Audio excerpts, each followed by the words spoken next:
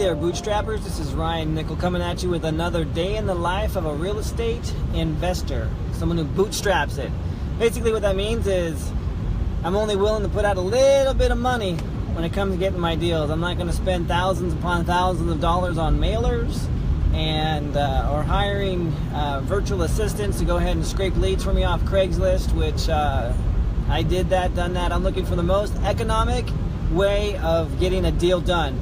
And by economic, I don't mean the most affordable either. I'm talking about in the economy, what is the direct path, the fastest path to cash? And that's what I do. Sometimes that's driving for dollars. Sometimes that's mailing specific probate leads that I went and pulled myself at the courthouse, or I had someone else do for me, or looking at pre-foreclosure. So anyway, I had a probate, talking about probate leads, I had a probate letter that I mailed out to a gal whose husband had passed. And say hello to Wilson, right there behind me. He sees a motorcycle. Hi. Yeah, hi, it's a motorcycle. So anyway, she called me back and she said, hey, I got your letter. How did you find me? Basically, it's like, well, I went down to the probate office and or the court and found out that, you know, a relative of yours had recently passed and you are the executor of the estate. You know, I'm sorry for, you know, please accept my condolences, kind of was what I had said. She's like, well, that was my husband. He died 3 years ago. Hey, Ashley. And I was like, okay, well, that's how I got the information.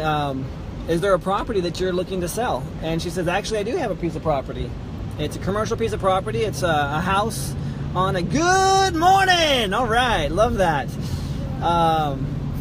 He died, and he had a commercial piece of property. It's a house, a 2-bedroom, 1-bath with a 2-car garage, and a 5-lot RV park. And currently two of the RV slots are rented and 3 of them are vacant. So anyway, I went and I looked at the property. I gave her an offer, and I followed up on that offer this morning. And she's like, oh, Ryan, I'm so glad you called. I was meaning to call you. Great. I'm assuming you got my fax. Oh, yeah. And this is what I have. And then she's like, I don't know if I told you or not, but the problem that I'm having. I'm like, well, no, I don't think you did. What problem are you having? She's like, well, all of our property is in a trust. My husband had a trust. I had a trust. He was the executor of my trust, and I'm the executor of his trust. I'm like, sounds good. What's the problem? Well, he bought this property, and he didn't put it into a trust. I was like, okay, well, I got your information from probate. So did you get the letters of administration? Oh, no. I'm so mad at my attorney right now. The judge refused to accept my case. And I'm like, you're trying to put something through probate, and the judge refused to allow you to probate this property? Oh, no. I don't want to go through probate. Okay, what are you trying to do? I want to avoid probate, and I want this property. Is it in your name? No, it's not. Okay. Well, there are a couple of things we can do here based on how title is held. How did your husband hold title? Oh, I don't know. I think a married man. Okay. Was it... I hope you like my voice for her.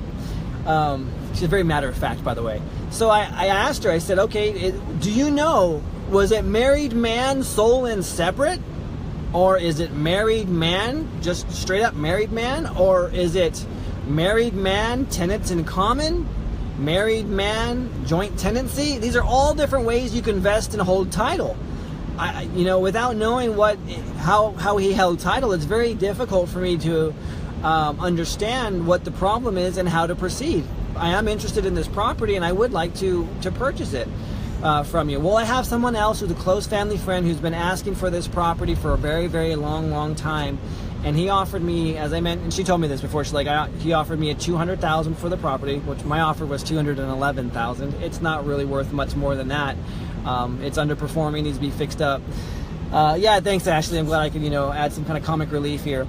But in talking with her, yeah, school bus. Got my kids in the background. So in talking with her, I don't know how her husband, you know, gotta respect the dead here, how the husband held title. You know, was it in, you know, how did he do it? So anyway, as a token of goodwill, I'm going to be down at the county recorder's office anyway. I've not met her. I've done everything via phone and fax. So I just said, you know, I just out of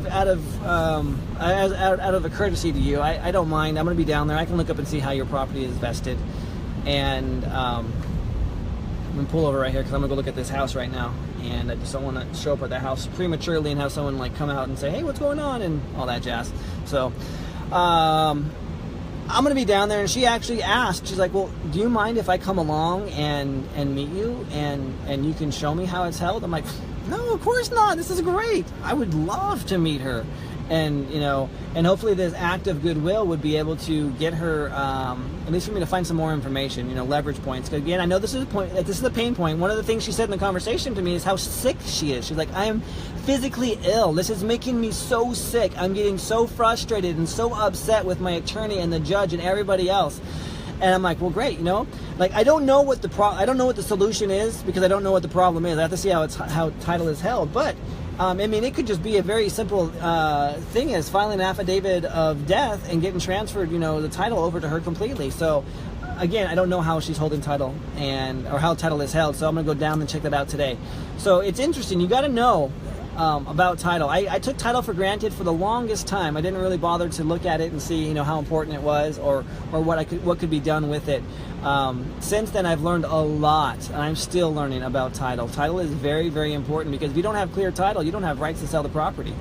No one's going to buy it. No one's going to loan on it. So anyway, I'm going down there to check it out. Know how people are vested in their properties because that can make or break a deal. I'm hoping to go ahead and use my my expertise, my knowledge on this one to gain some leverage and to bring this one over to my side of the fence and close on it. All right, I'm Ryan Nickel. I'm going to go check out a property right now with my kids. This is the reason why I brought them, so we can go knock on some doors and look like a dad instead of an investor. Hi!